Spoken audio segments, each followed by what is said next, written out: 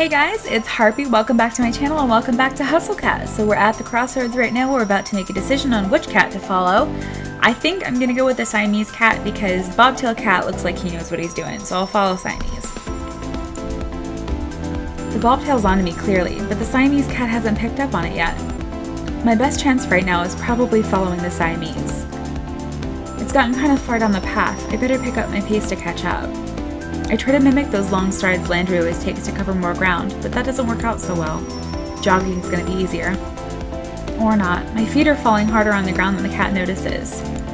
It's going faster now, so I better pick up the pace. I break out into a full run to follow him. He definitely knows I'm here now, but it doesn't matter. I have bigger legs, so I'm gonna catch up sooner or later.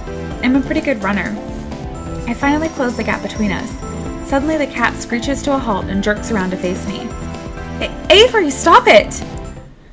Huh? Did that cat just talk? Why are you chasing me? Because you got out. Wait, what am I saying?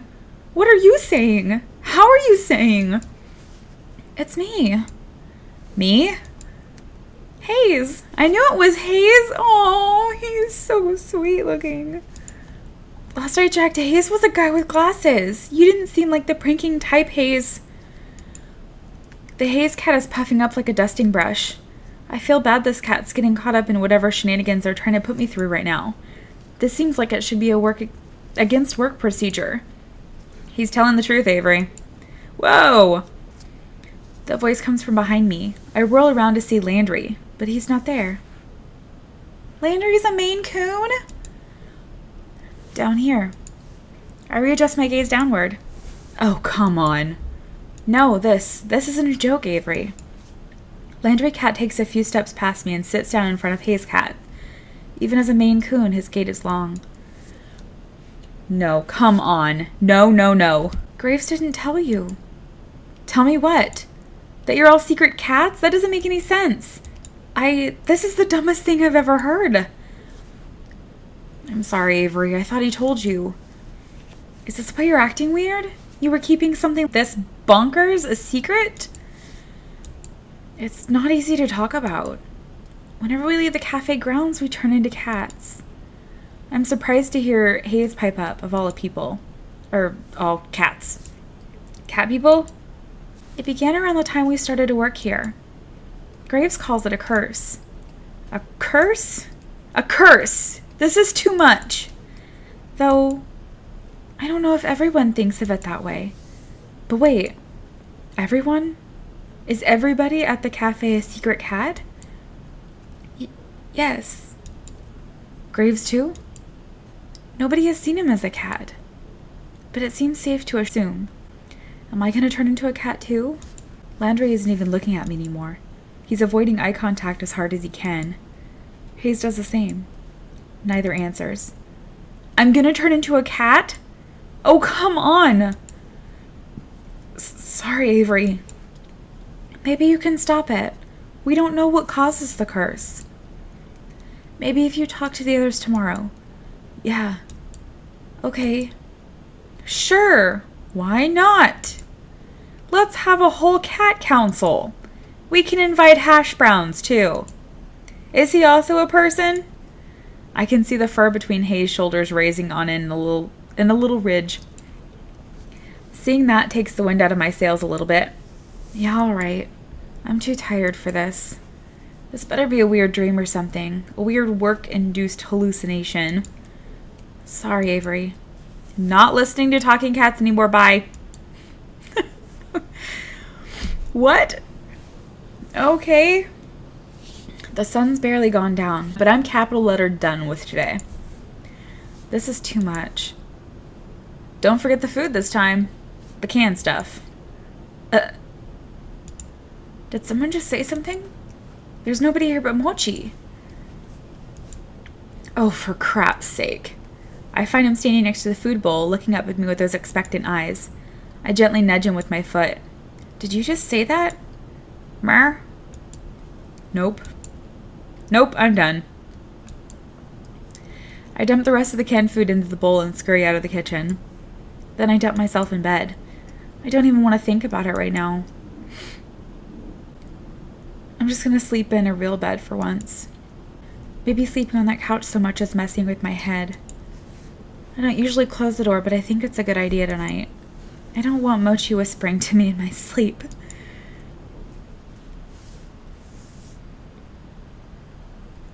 I wake up early enough I surprise myself. This is gross. Who does this? At least I slept fairly well, all considered. My cheek hurts. Kind of like I'm getting one of those real powerful zits. Just when I have a job where I see people all day. What perfect timing. I kick my legs free of the big blankets and roll off the side of my bed with my usual grace. She's a cat! God, this thing feels gross.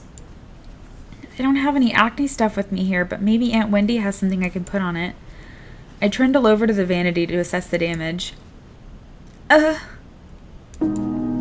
That's not a zit. That's a whisker. There's a whisker growing out of my face.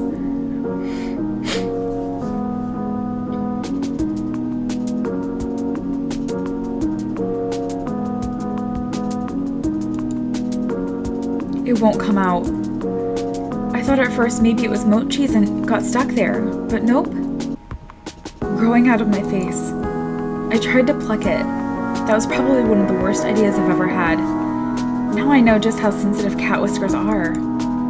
Is this really how the curse starts? I've been pacing around for too long. I gotta go to work, but how am I supposed to leave the house like this? What if someone sees me? I guess I could try to cover it with something. I dig around a bit and find some dust masks under the sink. Maybe that'll do the trick? I can pretend I have a cold or something. Or not, because trying to put it on feels really awkward against my face. I'm at a loss here. I'd call one of the staffers, but I didn't get their numbers yesterday. I guess it'd be hard to use a cell phone as a cat anyway. I'll just have to go to the cafe and hope someone's there to ask. I didn't run into anybody on my way to the cafe yesterday, but knowing my luck, there'll be a whole crowd or something. I keep my head down and walk quickly. Jeez, my face itches. I hope another one isn't coming in. The thought is enough to make me pick up my pace. Running to work is going to be a theme for me. Maybe it'll keep me in shape. I just hope I can keep my human shape too.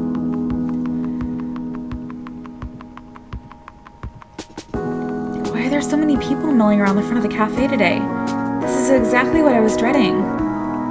It's like they showed up specifically to look at the magical mutating cat person. As I approach the cafe, the whisker falls off, like a dead leaf or something. Look at it, just flutter to the floor. I lean down to pick it up. If I hadn't seen it happen, I would have thought it fell off of one of the cats. This is stupid. This is so stupid. My eyes start to sting. I can't tell if I should be mad or crying or both. This is just really, really stupid, and I don't want to deal with it.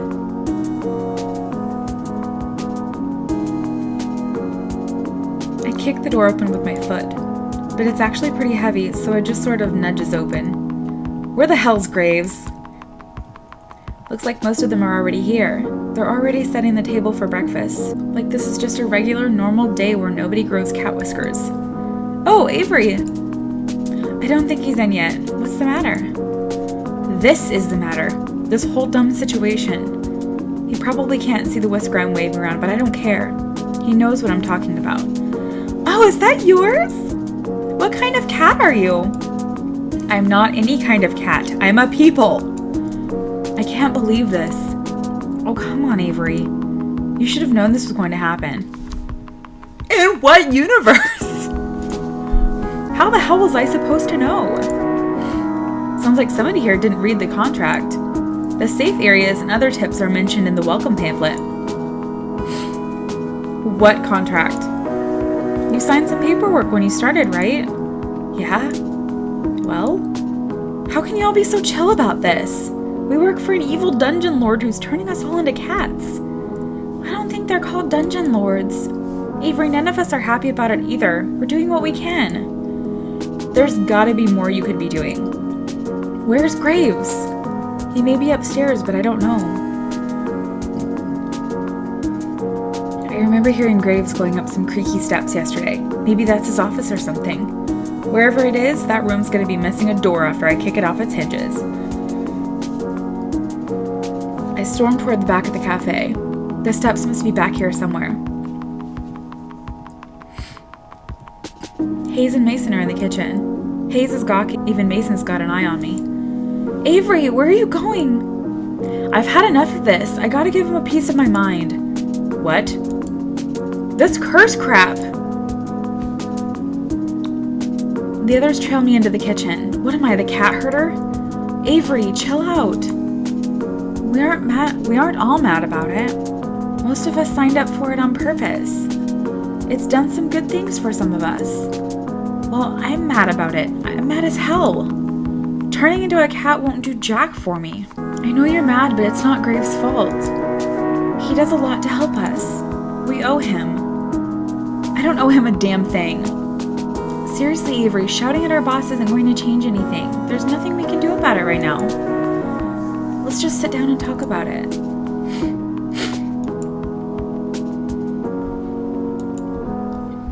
I guess I see what you mean. Now come on, don't be such a salty caramel latte. Finley puts her arm around my shoulder. I try shrinking away, but she just redoubles her efforts. I've never had someone be so forceful about comforting me. Let me love you! You like donuts, right? How about jelly donuts? What does that have to do with anything? I think it's time to show you that this cat curse isn't all bad. She gives me a quick wink and punch on the shoulder. Go sit down at the table. I'll be out to show you in a sec. I knew you were Jelly Donut. This is still so stupid. The frustration festers in the pit of my stomach, and now I don't even have anywhere to put it. I feel another hand slap me gently between the shoulder blades. What is it with these people? This time it's Mason. Didn't eat yet, right? No, I've been freaking out about this all morning. How am I supposed to eat? She doesn't lift her hand. I can feel it like a weight on my back. Stop sulking and sit down. Eat. Is that a comfort or a threat? Good food calms you down. She gives me a firm but gentle push towards the dining area. It's like being scooted forward by a steel pillar. I guess I might as well go sit down. I return to the front of the cafe and flop down in the chair at the head of the tables. After all that following everybody was doing before, nobody's bothered to come back out yet. Maybe they think I could use the space to cool off. It feels a little like I'm in timeout. First out of the kitchen is Hayes, of all people. He tiptoes up and delicately sets a small teacup down in front of me. It's chamomile and lavender tea. It can help with stress. I drink it, sometimes when I'm overwhelmed too. Hayes flinches a bit when I look up at him. I pick up the teacup and hold it to my face. It smells lovely, at least. He looks down at me with his eyebrows upturned until I take a sip. When I oblige, I see what he means. This is pretty calming. I let out a deep sigh. I can feel my shoulders slump a bit.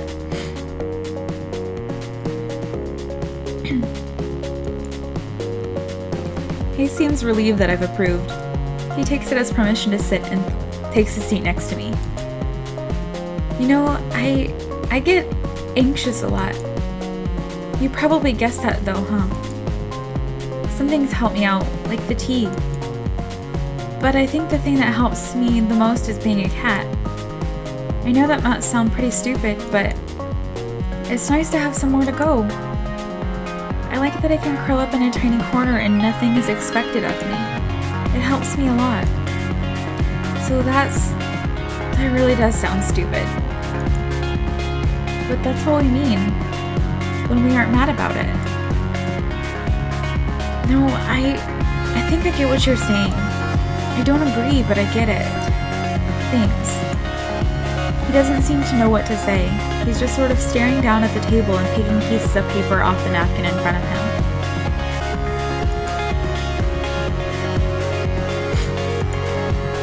Do you hate being around people? Huh? I mean, why would you work at a place when you're around people all the time if they make you nervous? Oh. They say it's like a muscle. You have to work on talking to people to get better at it. So I thought I'd try it. But, see, you jumped right into the deep end. I guess so. Hey, do I make you nervous too? What? I mean, I don't want to make you nervous. You can talk to me whenever you like, if you want to. I don't know, practice or something? Oh. Thanks. Of course. That's what coworkers are for, right? I guess so. Well, it's a start, I suppose. Esteemed patrons, may I have your attention, please? Especially you, Avery. Where is her voice even coming from? Down here, kiddo. Eh? I look down, and...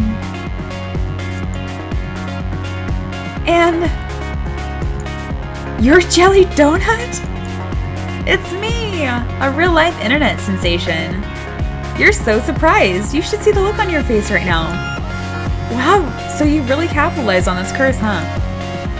I just started making videos as a way to have fun with the situation. Who knew it would make me a celebrity? I'll give you my autograph later if you like. No, I'm fine. She gives my leg a playful pat and then gives me a wink. You're so starstruck. I am not. You so are. I bet you spend a lot of time on the internet. I bet you know all about me. No? You're blushing. Why would I be blushing about a cat? Oh, cut the shtick, both of you. Reese saunters up, serving platter in hand. He nudges Finley aside with his foot, scooting her a good distance from the table. Rude. She's so cute. Look at her. Are you over your temper tantrum, Avery? Well, I almost was, but then you had to come in here and call it a temper tantrum. No sense of humor, just like I said. He reaches over my shoulder and sets a plate of pancakes down in front of me. Finley, go change back. I don't want your dirty feet on the table. God, I'm gonna sneak nip into your clothes the next time you're on cat detail.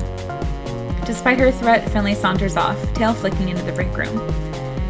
She returns a moment later and flops down in the seat across from me, but not before grabbing another stack of pancakes from Reese. She's already digging into her food when Mason comes from the kitchen and takes her usual seat. Landry follows close behind her with another tray of pancakes, and the rest of the table pounces on their breakfast prey. How are you feeling, Avery? Better, I guess. I'm glad to hear it. We didn't mean to spring this on you, but I think we all forgot how confusing it was at the start. I know I assumed you already knew what was happening. So am I the only one who didn't read the contract? Did it say like, hey, I'm gonna turn you into a cat or something? Not in so many words at least. But of course we all read it, right? Wow, the varying degrees of sheepishness going around this table right now. Nope. I didn't really understand the safe zones talk and things. I thought it was about safety protocol, but I didn't ask. Hayes shrugs and looks intently at the maple syrup pooled on his plate, which I'm choosing to interpret as nope. I skimmed it. I got the potential for great power, but at a price part, but the specifics. Oh my god. Oh my god, all of you. No wonder I'm the one in charge here. The point is, Avery, we don't want you to feel like you're alone. We've tried finding out more about it, but we've all hit dead ends. Yeah, you can't exactly wiki on how to cure cat curse.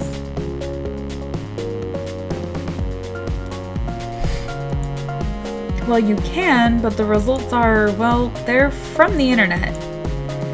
Why didn't you just ask him? Yeah, I did, but it said something like, we are but actors on the stage of life, and we have been cast in the drama of this cafe. That sounds like something he would say. And you bought that? But everybody's just sort of nods and agrees with Reese. Wow. But we're all in this together. We're like teammates, and now we can figure it out, with or without Graves. Yeah. Yeah. You're right. We can do this. I raise my fork, pancake piece still attached, like a musketeer giving a salute. I give varying nods and mummers of agreement, but nobody follows my example. I thought we could have made this a thing. What we need to figure out first is crowd management. Jelly Donut days are rough, and we need to be ready. I think I should spend some time with Mason. To help run the kitchen, of course. Hayes, too. I'm okay with that. We might need you both to come out to help us from time to time, too. We can't spare anyone besides Finley for cat detail today. You know how these days go. No cat breaks. Sorry, Hayes. I know. Avery will be the main two covering the floor. Hayes and Reese will be out from time to time if we get really swamped, and Graves should be by later to help us out. It might be a bit hectic, so I hope you're ready. Mission accepted. This sounds exciting. I bet this place is fun when it's busy. Yeah, some of the people who come by are so cute. Just wait until you see the kids. This little girl had a jelly donut shirt she made herself. Oh, that's so cute. I think you'd look cute in a jelly donut shirt too. Oh, stop with your face. Are you trying to get me to join your fan club or something? I don't have one, but if you want to manage it. No, that's... You're last. Mason, are you ready? This is going to be a long day for you. I like a challenge. Now finish eating so we can get back to work. Yes, ma'am. Reese shovels one last pancake in his mouth and without even finishing chewing, grabs his plate and hurries after Mason. Hayes at least manages to embrace him his exit. I better go get ready too. My public awaits. Finley hands me her plate and then dramatically flicks her hair away from her face like a starlet in a photo shoot. She disappears into the back as well. Alright, Avery, drink your coffee because it's time to get energetic. Yeah! Good, because if you look outside the cafe and around the corner... Oh man, is that why there were so many people out front? Yep. I better chug this coffee then. Well, better get pumped. And oh boy, did it become busy fast. Alright guys, we're gonna cut this episode here and see what happens in the next one. I'll see you then. Bye!